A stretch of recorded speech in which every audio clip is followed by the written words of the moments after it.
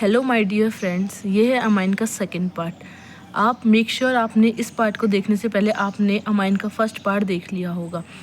अपन ने first part के अंदर method of preparation of amine complete कर ली थी। अब अपन केमिकल प्रॉपर्टीज़ ऑफ अमाइन करेंगे और फिजिकल प्रॉपर्टीज़ इसके अंदर नहीं है इस चैप्टर में। ये बहुत छोटा चैप्टर है। तो केमिकल प्रॉपर्टीज़ ऑफ अमाइन में अब फर्स्ट पॉइंट आता है basic character of amine. Basic character में आता है localise lone pair more than D localise lone pair. Means localise lone pair वो होता है जो लोन पेयर रेजोनेंस के अंदर नहीं जा रहा, उसको लोकलाइज्ड बोलते हैं। वो ज़्यादा होता है डी लोकलाइज से। डी लोकलाइज लोन पेयर जो लोन पेयर रेजोनेंस के अंदर जाता है। एलिफेटिक अमाइन और एरोमेटिक अमाइन के अंदर एलिफेटिक अमीन ज़्यादा होता है, लाइक दैट। बेसिक स्ट्रेंथ के अंदर +m +h +i directly proportional to basic strength and inversely proportional to -m -h -i। ये +m +h ये मैं नेक्स्ट वीडियो में यही अपलोड करूँगी, तो एक बार आप देख लेना, समझ लेना। In gas phase 3 degree amine is greater than 2 degree then 1 degree. In methyl in aqueous 2 degree 1 degree 3 degree. Ethyl 2 degree 3 degree 1 degree and propyl and so on 3 degree 2 degree 1 degree. Then amine is greater than amide and cyanide. So this is most important. ये कुछ questions है जिसके अंदर अपन +m +i के according करना है, इसे एक बार आप ज़रूर देख लेना। ये है केमिकल प्रॉपर्टीज़ ऑफ अमाइन की सेकंड पॉइंट, एल्काइलेशन अमोनोलाइसिस। ये सेम उसकी जैसे अपन ने मेथड ऑफ प्रिपरेशन के अंदर पढ़ा था ना, सेकंड वाला सेम। अमोनिया की रिएक्शन RX के साथ कराएंगे तो RnH2, RX के साथ अगेन R2NH, मतलब 1 डिग्री 2 डिग्री 3 डिग्री और लास्ट में क्वेटरनरी अमोनियम सॉल्ट बन जाता है। तो ये बार बार कराते हैं। एल्काइलेशन बार बार होती है। एसाइलेशन में क्या होता है, अमोनिया की रिएक्शन अपन कराते हैं एसाइल ग्रुप के साथ। एसाइल ग्रुप या एसाइल क्लोराइड किसी के साथ भी करा दो, इसके अंदर क्या होता है कि इसका H अमोनिया का और इसका Cl निकल जाता है एक साथ, और बाकी ये इसके साथ आके R के पास N के पास आकर जुड़ जाता है। तो ये वापस अपन इसकी रिएक्शन कराएंगे एसाइल ग्रुप के साथ तो वो नहीं होगा। तो इसलिए कहते हैं कि एसाइलेशन एक बार होती है और एल्काइलेशन बार बार। फिर ये एक मैकेनिज्म रिएक्शन है जिसे आप सॉल्व करना, घर पर कोई भी डाउट हो तो कमेंट करना। फिर भी मैं आपको थोड़ी हिंट दे देती हूँ। जैसे ये है, इसकी NaCN के साथ कराइए रिएक्शन तो CN रिप्लेस कर देगा Br को। उसके बाद में कैटलिस्ट के साथ कराएंगे तो वही डबल C∩N का CH2NH2 डबल बॉन्ड तोड़कर। पार्शियल हाइड्रोलाइसिस में डबल बॉन्ड आ जाता है सेम इसके अंदर एसाइल वाला। तो एक बार आप ट्राई करना।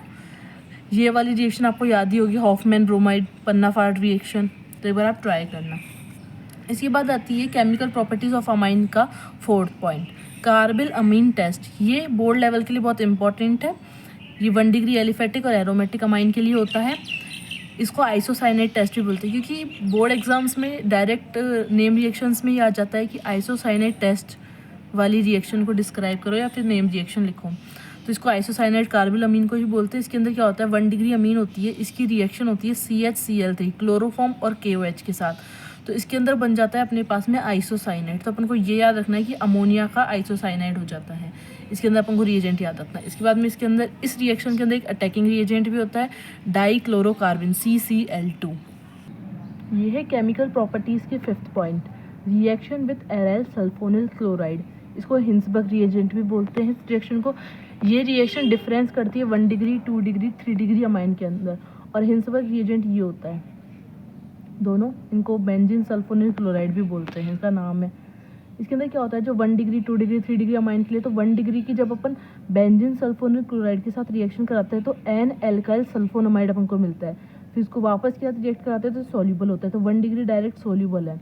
2 डिग्री अमाइन का जब बेंजीन सल्फोनिल क्लोराइड के साथ कराते हैं 2 डिग्री को, तो N, डाई एल्काइल सल्फोनामाइड मिलता है। जब इसकी रिएक्शन कराते हैं तो ये इनसॉल्यूबल है, मतलब 2 डिग्री अमाइन इनसॉल्यूबल है। जब 3 डिग्री बेंजीन सल्फोनिल क्लोराइड के साथ रिएक्शन कराते हैं 3 डिग्री अमाइन का, तो नो रिएक्शन, तो डिफरेंस के लिए हो चुका है।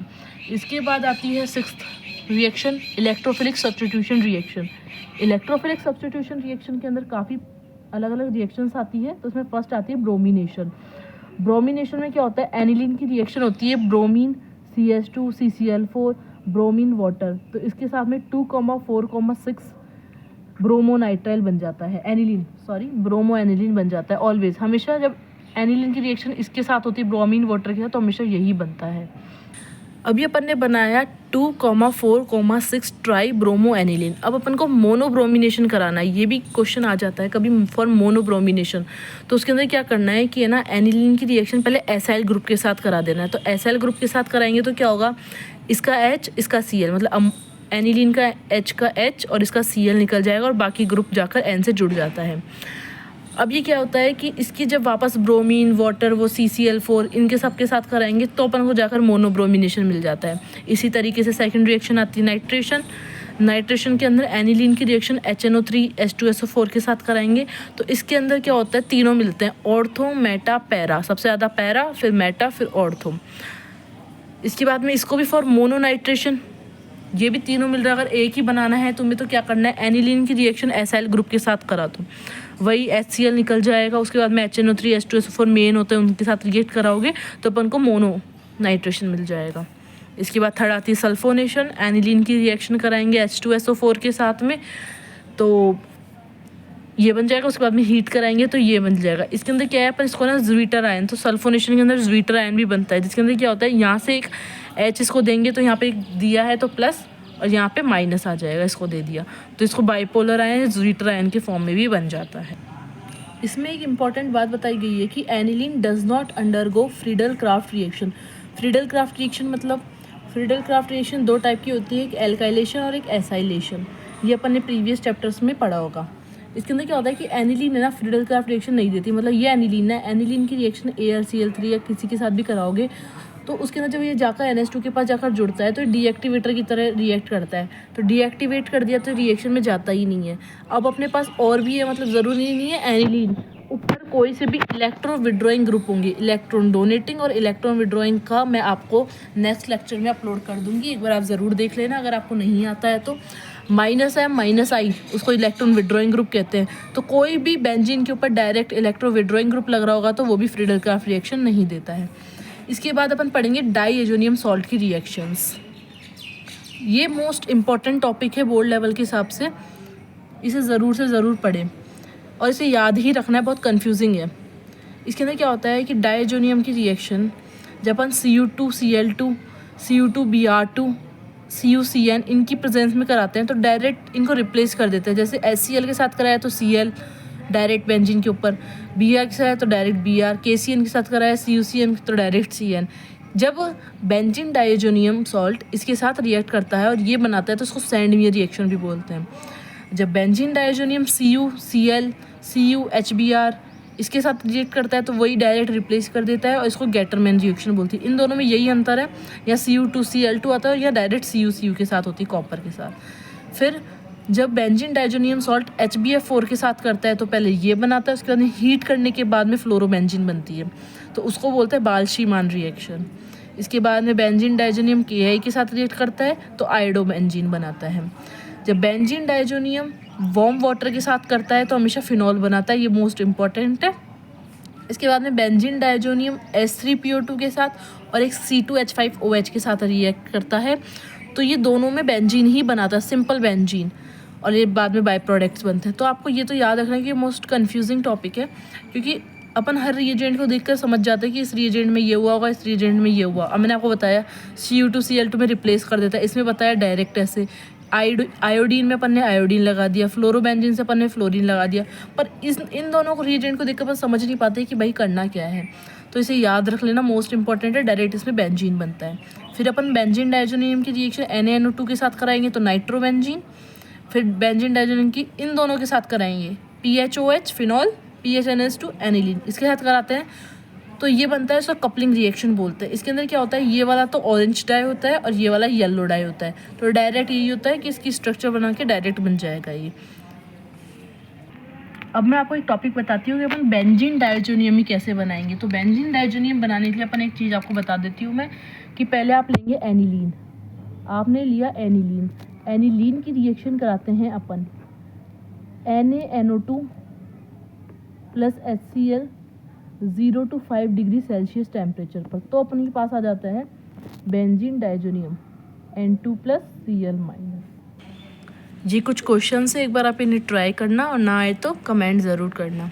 इसके बाद मैं आपको एक कन्वर्जन बता देती हूँ। कन्वर्जन, हर एक बच्चे को कन्वर्जन से डर लगता है, तो कन्वर्जन का मैं बताती हूँ। इसके अंदर क्या होता है कि हमको दिया होता है डायरेक्ट ये बनाना है, पर अपने पास रिएजेंट नहीं होता, और अपन को कभी कभी तो दिया होता है क्वेश्चन में कि इतने स्टेप्स में कंप्लीट करनी है, तो उस हिसाब से आप कोई भी रिएजेंट लो, पर आपको पता होना चाहिए कि इसके अंदर ये रिएजेंट डालेंगे तो ये बनेगा, उसके बाद में ये रिएजेंट डाल के अपन लास्ट में बना सकते हैं, तो ये होना चाहिए। अब वैसे ये है, इसके अंदर आपको पता है कि ये दिया हुआ है, अब आप इसमें क्या डालें, आपको तो ये बनाना है, मतलब ब्रोमीन लगाना है आपको सबसे पहली बात तो। अब इन दोनों में से ये देखना है आपको कि ब्रोमीन कहाँ लगाएंगे, तो ब्रोमीन लगाने के लिए इन दोनों में से मेजॉरिटी प्रायोरिटी वाली चीज़ देखेंगे, वो प्लस m -m से इनसे पता लग जाएगा आपको। उसके बाद में अपन ने देखा है कि ये ज़्यादा प्रायोरिटी पर आती है NO2 और NH2 में से, तो इसके दोनों ऑर्थो पोजीशन पे अपन ने लगा दिया ब्रोमीन, सेम डिट्टो ये का ये। इसके बाद में अपन ने इसकी रिएक्शन OMP, ओके। इसके बाद अपन ने इसकी रिएक्शन कराई NaNO2 HCl के साथ में, तो इसके अंदर आ जाता है कि यहाँ पे एनिलीन की जगह ही आ जाएगा, मैंने भी आपको थोड़ी देर पहले बताया ही था उस तरीके से। ये इसका सेकंड पार्ट है, एक बार आप इसे ट्राई करना, ये काफ़ी स्टेप्स में होगा, इसको स्टेप्स में कंप्लीट करके यहाँ तक पहुँच। ज़रूरी नहीं आप इन्हीं स्टेप्स में करें, आप अपने हिसाब से जो आपने पूरे चैप्टर में रिएक्शंस पढ़ी है उनके अकॉर्डिंग आप स्टेप्स लगाइए, रिएजेंट लगाइए और लास्ट तक इसमें आइए। इसके बाद में कुछ क्वेश्चंस है, एक बार आप ट्राई कर लेना, और कोई भी डाउट हो तो मुझे बता देना। अभी यहाँ जाकर ये चैप्टर कंप्लीट हो जाता है। अब मैं आपको एक बात बताऊँ, ये बहुत छोटा चैप्टर था, मैंने आपको एकदम बोर्ड लेवल, कोई सा भी बोर्ड हो एकदम बोर्ड लेवल, RBSE CBSE कोई भी बोर्ड हो, बोर्ड लेवल एकदम NCERT बेस्ड कराया है मैंने। इसमें आपको कुछ ज़्यादा क्वेश्चंस नहीं कराए, और जल्दी शॉर्ट में एकदम बोर्ड लेवल जो सीधे पूछता है वो बताया इस चैप्टर के अंदर। तो thank you, and please like, share and subscribe, and stay tune for upcoming